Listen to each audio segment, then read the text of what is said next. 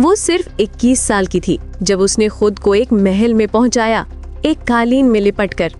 उस औरत का नाम था क्लियोपैट्रा, मिस्र की आखिरी रानी, और जिससे वो मिलने जा रही थी वो था जूलियस सीजर, रोम का सबसे ताकतवर सेनापति। मिस्र उस वक्त एक भयानक गृह युद्ध में डूबा हुआ था। उसका भाई टॉलेमी 13वां उसे गद्दी से उतार चुका था, लेकिन क्लियोपैट्रा हार मानने वालों में से नहीं थी। सन 48 ईसा पूर्व उसने एक ऐसा साहसिक कदम उठाया जिसने इतिहास की ही दिशा बदल दी। वो एक कालीन में लिपटकर सीजर के कमरे में पहुंची, अकेली, निहत्थी, लेकिन निडर। प्राचीन इतिहासकार प्लूटार्क लिखते हैं, सीजर उसकी हिम्मत और बुद्धि देखकर दंग रह गया। कुछ ही दिनों में उसने क्लियोपैट्रा को फिर से रानी बना दिया।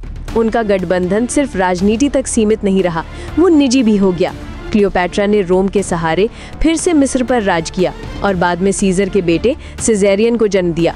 कुछ समय के लिए वो रानी जिसने सब कुछ खो दिया था, पहले से कहीं ज्यादा ताकतवर बन गई। लेकिन किस्मत बेरहम थी। जब 44 ईसा पूर्व में सीजर की हत्या हुई, क्लियोपैट्रा की दुनिया फिर से बिखर गई। अब उसका सामना एक और रोमन से होना था, मार्क एंटनी से, और एक नई जंग से।